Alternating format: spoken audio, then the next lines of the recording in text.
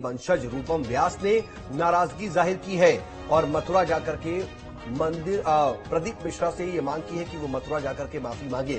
रूपम व्यास ने कहा है कि मथुरा जाकर के माफी मांगे प्रदीप मिश्रा। मामले में रूपम व्यास ने कोर्ट जाने तक की भी बात कही है। तो ये देखिए कैसे ये पूरा मामला लगातार गर्माता जा रहा है। ये पूरा विवाद जो है, राधा रानी का विवाद, वो उज्जैन तक भी पहुंच गया है। इसमें गुरु सांदीपनी के वंशज भी कूद पड़े। सांदीपनी के वंशज सीधे तौर पर ये कह रहे हैं कि रूपम व्यास ये कह रहे हैं कि हम इस मामले में कोर्ट भी जाएंगे और मथुरा जाकर के पंडित प्रदीप मिश्रा माफी मांगे।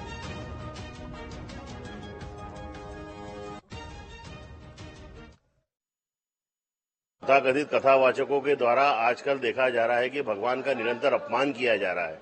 राधा को राधा राधा राधा करके बोल रहे हैं। अरे राधा माँ है वो। प्रदीप मिश्रा को सोचना चाहिए तो राधा माँ है वो, उसको माँ की संज्ञा दी जाती है और भगवान के कृष्ण के कण कण में वो वास करती है। उन्होंने गोलोक का स्वामी बनाया है।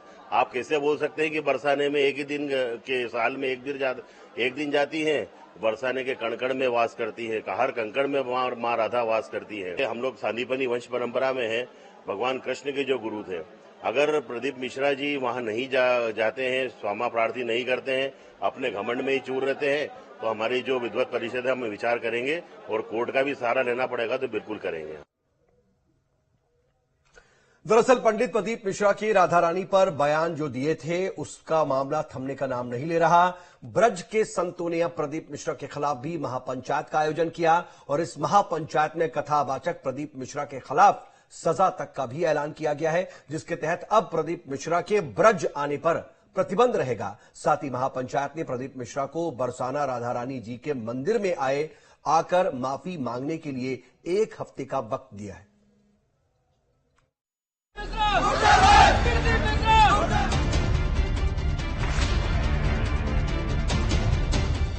कथावाचक प्रदीप मिश्रा और प्रेमानंद महाराज जी के बीच का विवाद थमा ही था कि अब ब्रज ने कथावाचक प्रदीप मिश्रा के खिलाफ मोर्चा खोल दिया है।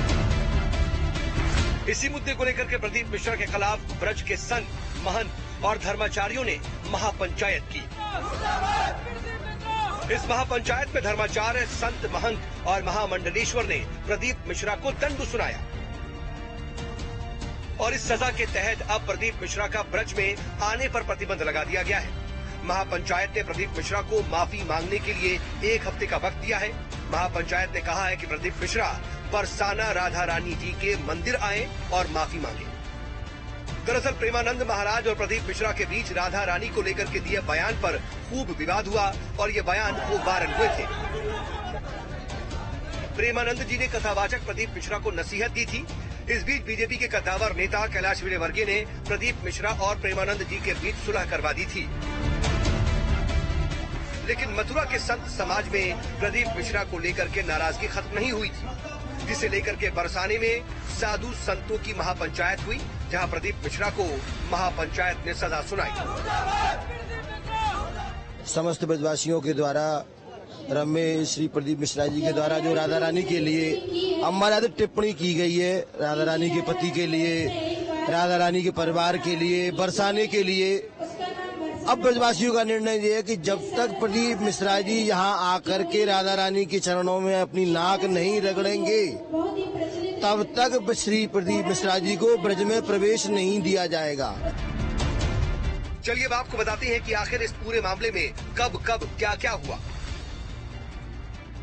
11 जून 2024 कथावाचक प्रदीप मिश्रा का वीडियो वायरल हुआ, जिसमें राधा रानी पर विवादित टिप्पणी का वीडियो सामने आया था, जिसमें राधा रानी के जन्म स्थल और पति पर सवाल था।